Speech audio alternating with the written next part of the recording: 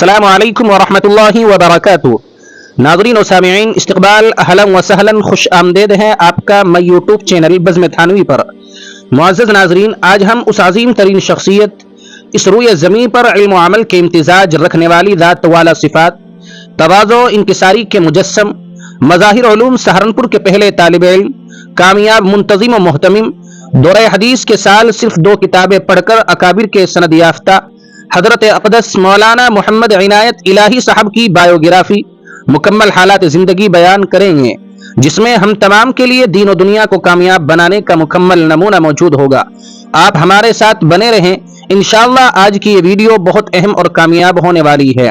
اگر آپ نے ابھی تک ہمارے یوٹیوب چینل بزم تھانوی کو سبسکرائب نہیں کیا ہے تو پہلے سبسکرائب کر لیں، اس کے بعد انشاءاللہ حضرت مولانا کی مکمل بایوگرافی آپ کے پیش خدمت کی جا رہی ہے۔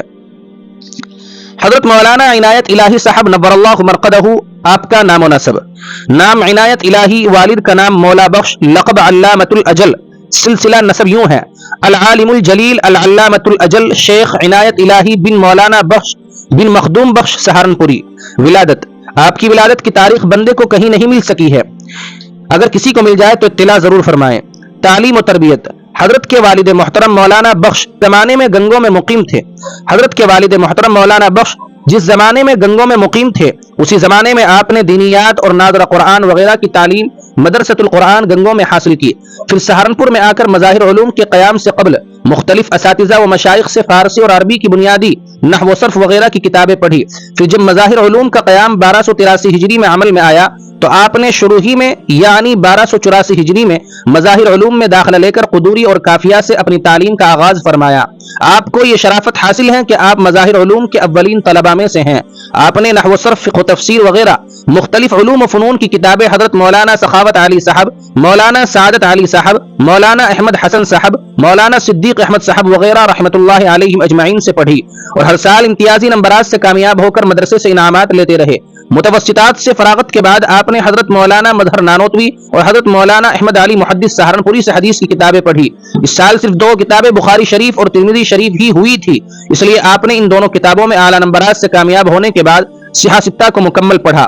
درس و تدریس: آپ کا تدریسی سلسلہ تو زمانہ طالب علمی ہی میں قائم ہو چکا تھا۔ آپ پڑھنے کے ساتھ خارجی اوقات میں پڑھاتے بھی تھے، مگر باضابطہ طور سے مظاہر علوم میں 1289 ہجری میں چند ماہ کے لیے معین مدرس بنائے گئے۔ پھر 15 رجب المرجب 1295 ہجری میں والد ماجد کے حکم پر استعفیٰ دے کر چلے گئے اور منگلور و دیگر مقامات پر سلسلہ درس جاری فرمایا۔ پھر شوال 1297 ہجری میں مولانا احمد حسن صاحب فیض عام کانپور تشریف لے گئے تو ان کی جگہ حضرت مولانا عنایت الہی صاحب کا باضابطہ 10 روپے مشاہرے پر تقرر ہوا اور پڑھاتے ہوئے تدریجاً ترقی ہوئی، اور 1298 ہجری میں استاد حدیث بنا کر ترمذی شریف اور مشکات شریف آپ کے سپرد کی گئی۔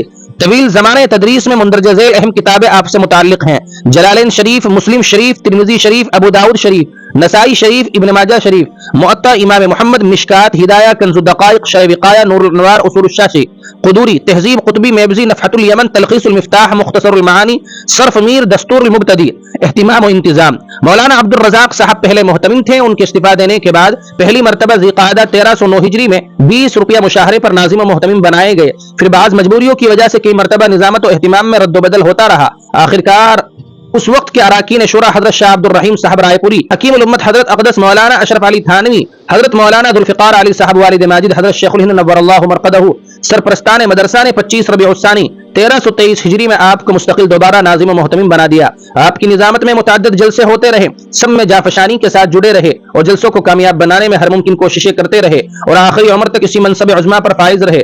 حادثہ ارتحال: حضرت مولانا عنایت الہی صاحب کے سانحہ ارتحال کے واقعے میں لکھا ہے کہ آپ ضعف کے باوجود ہر ممکن کوشش کرتے رہے اور حضرت کے لیل و نہار کے تمام اوقات مدرسے کی خدمت اور اس کے ساتھ وفاداری میں گزرتے رہے۔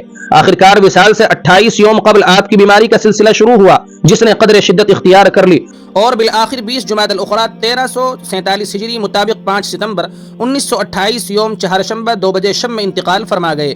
اگلے روز قبرستان حاجی شاہ کمال میں آپ کو دفن کیا گیا۔